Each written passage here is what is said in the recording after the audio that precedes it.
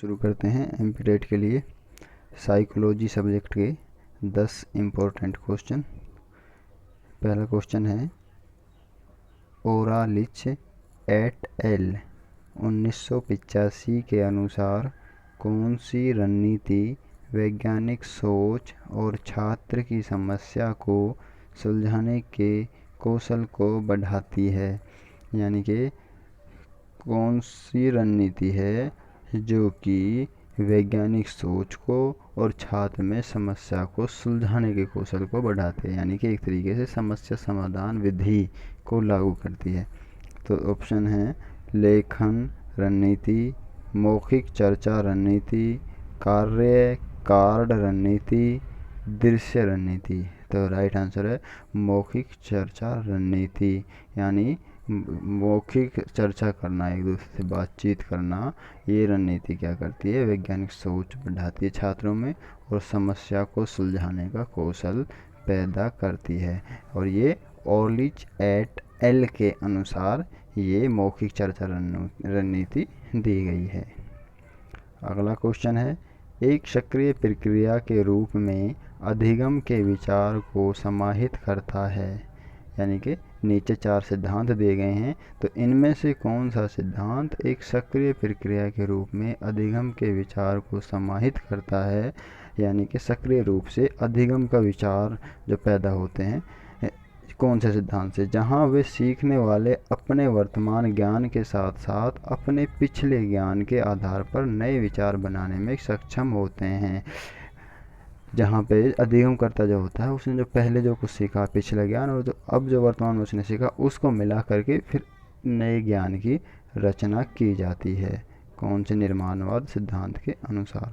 तो ऑप्शन देखते हैं, ए है निर्माणवाद पर जॉन डीवी का सिद्धांत, बी है निर्माणवाद पर लेव वाइगोत्स्की का सिद्धांत, सी है निर्माणवाद पर जीन पियाजे का सिद्धांत और डी है निर्माणवाद पर जेरोम ब्रूनर का सिद्धांत। तो राइट आंसर है ऑप्शन नंबर डी, यानी कि निर्माणवाद पर जेरोम ब्रूनर जी ने जो सिद्धांत दिया है उसके अनुसार क्या है, अधिगम के विचार को ये सिद्धांत समाहित करता है और ये इस सिद्धांत के अनुसार जो बच्चे ने अधिगम करता जो पहले सीखा है और बाद में सीखा है उनको मिला करके वह नए ज्ञान की रचना करता है, यह नए ज्ञान की रचना करने में सक्षम होता है।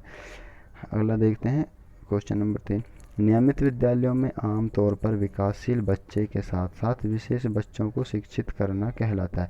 यानी कि आमतौर पर विकासशील बच्चों के साथ साथ विशेष बच्चों को शिक्षित करना, यानी कि जहाँ पे मिलजुल के शिक्षा दी जा रही है, एक समान शिक्षा दी जा रही है, एक साथ शिक्षा दी जा रही है, वहाँ पे क्या होता है, वहाँ पे समावेशी शिक्षा होती है।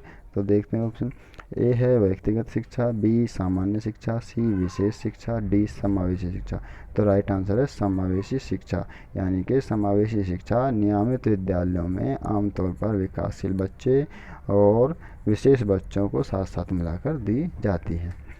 ऑप्शन 4 देखते हैं, निम्न में से कौन सा एक गति संवेदी अधिगमकर्ता के लिए अनुपयुक्त है। ये पियाजे का पहला जो 4 सिद्धांत दिए हैं पियाजे जी ने, उनका पहला सिद्धांत है गति संवेदी सिद्धांत। तो इस सिद्धांत में कौन सा बच्चे के लिए, नीचे जो 4 तरीके गए सीखने के, उनमें कौन सा उपयुक्त नहीं है, यानी कौन से हम जो विधि है उसको हम गति संवेदी जो स्टेज है उस पर हम प्रयोग नहीं कर सकते। तो इसका देखते हैं, ए है उन्हें गतिविधियों के माध्यम से अधिगम का अवसर प्रदान करना। ये तो ठीक है, इस अवस्था में हम गतिविधियों के माध्यम से अधिगम दे सकते हैं बच्चों के लिए। क्षेत्र भ्रमण, नाटक, नृत्य आदि में भाग लेना, ये भी ठीक है। इस उम्र के बच्चों को हम क्षेत्र में का भ्रमण भी करा सकते हैं, नाटक में भी भाग ले सकता है बच्चा और नृत्य आदि में भी हम उसको वो भाग ले सकता है। और सी है अधिगम के लिए अवधारणा मानचित्रण पद्धति का उपयोग करना। ये गलत है, क्योंकि गति संवेदी स्टेज पर बच्चा जो है वो मानचित्रण नहीं कर सकता, यानी कल्पना वगैरह वो नहीं कर सकता। ये तो जाके पियाजे की 4th स्टेज पर जाके वो है इस अवधारणा मानचित्रण के योग्य बच्चा होता है। तो डी ऑप्शन है, शिक्षण के लिए समस्या समाधान विधि का उपयोग करना। ये भी ठीक है, यानी कि शिक्षण के लिए समस्या समाधान विधि का उपयोग इस स्टेज में किया जा सकता है, लेकिन सी ऑप्शन इसका राइट आंसर है। निम्न में से कौन सा सामाजिक आर्थिक स्थिति से प्रभावित नहीं होता? पड़ोस की पसंद, ये तो होता है, ये तो सामाजिक स्थिति से प्रभावित होती है, पड़ोस की पसंद। तो स्कूली शिक्षा की गुणवत्ता, ये भी प्रभावित होती है। यदि बच्चा आर्थिक स्थिति अच्छी है, बच्चे की सामाजिक इन्वायरमेंट भी उसका अच्छा है, तो शिक्षा उसके लिए आसानी होगी। पोषण, ऑप्शन नंबर डी पोषण, ये भी प्रभावित होता है, क्योंकि अगर आर्थिक स्थिति ठीक है बच्चे की है और तो उसके लिए अच्छा संतुलित भोजन मिलेगा, तो उसका पोषण ठीक ठाक होगा, तो अधिगम पर उसका भी सही अच्छा इफेक्ट पड़ेगा। लेकिन लिंग का कोई भी इफेक्ट नहीं पड़ता। लिंग ये लड़का हो या लड़की हो, उसका सामाजिक और आर्थिक स्थिति से कोई लेना देना नहीं है। अगला क्वेश्चन देखते हैं, निम्नलिखित में से कौन सी स्पष्ट स्मृति की विशेषता नहीं है? यानी कि स्पष्ट स्मृति की विशेषता कौन सी नहीं है? सुविचारित, ये भी ठीक है, स्पष्ट स्मृति की विशेषता है सुविचारित ना। जागरूकता, ये भी ठीक है, ये भी स्पष्ट स्मृति की विशेषता है, स्पष्ट स्मृति में ही ये चीज़ें आ सकती हैं, जागरूकता वगैरह। स्मरण शक्ति, ये भी ठीक है, याददाश्त शक्ति अच्छी है किसी की, है ना, कैचिंग पावर अच्छी है, तो ये भी स्पष्ट स्मृति की। लेकिन अचेत है एक व्यक्ति, उसको कोई होश हवास नहीं है क्या हो रहा है। एक तरीके से अगर दारू पी ली व्यक्ति ने, अब उसको कुछ नहीं पता क्या हो रहा है ना, तो वो क्या है, स्पष्ट स्मृति का हिस्सा नहीं है कि, क्योंकि उसको ये नहीं पता इसमें अचेत में कि वो क्या कर रहा है और क्यों कर रहा है। अगला देखते हैं, संयोजनवाद का सिद्धांत इनके द्वारा प्रस्तावित किया गया था। नंबर 1 देखते हैं, स्किनर, बी टोलमैन, सी पाउलो और डी है थॉर्नडिके। तो राइट आंसर है इसका थॉर्नडिके। संयोजनवाद का सिद्धांत जो है थॉर्नडिके द्वारा प्रस्तावित किया गया था। इसको संयोजनवाद के सिद्धांत को संबंधवाद का सिद्धांत, उद्दीपन अनुक्रिया का सिद्धांत, प्रयास एवं त्रुटि का सिद्धांत, अधिगम का बंध सिद्धांत, प्रयत्न एवं भूल का सिद्धांत भी कहा जाता है। तो इस सिद्धांत के 5 नामों से इसको जाना जाता है। और ये सिद्धांत थॉर्नडाइक ने 1913 में दिया था। और इसका जो सबसे पहले जो थॉर्नडाइक जी ने इसका वर्णन किया है, वो अपनी पुस्तक में किया है, शिक्षा मनोविज्ञान में इसका वर्णन किया है। 1913 में ये सिद्धांत दिया गया था, संयोजनवाद का या फिर अधिगम का बंध सिद्धांत या फिर संबंधवाद का सिद्धांत थॉर्नडाइक द्वारा। अगला देखते हैं, खालिस्तान आयु में बच्चे स्वयं को पहचान सकते हैं कि वह लड़का है या लड़की। यानी कि कितने साल का बच्चा ये समझ सकता है कि वो लड़का है लड़की, अपने आप को यानी लिंग के आधार पर समझ सकता है, बच्चा पहचान सकता है। 5 वर्ष, 4 वर्ष, 3 वर्ष, 6 वर्ष। राइट आंसर है सी, यानी 3 वर्ष की उम्र में बच्चा ये पहचान सकता है स्वयं को कि वो लड़का है लड़की, यानी कि या फिर कह सकते हैं लिंग के आधार पर 3 वर्ष का बच्चा अपने आप को पहचान सकता है। अगला देखते हैं, किसने क्लासिकल कंडीशनिंग की खोज की?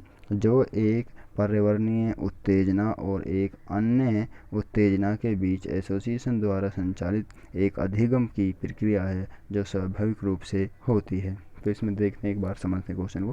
क्लासिकल कंडीशनिंग की खोज किसने की? तो क्लासिकल कंडीशनिंग खोज किसने की, सबसे पहले तो ये देखते हैं। ऑप्शन ए है एडवर्ड थॉर्नडाइक, 2 है इवान पाउलो, सी है वोल्फगैंग कोहलर और डी है जीन पियाजे। तो राइट आंसर है इवान पाउलो।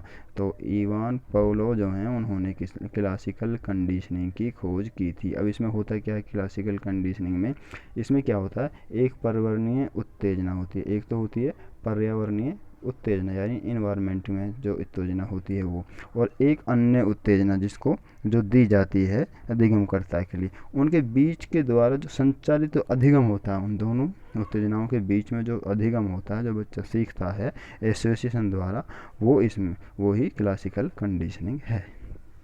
ये दिया था इवान पाउलो ने।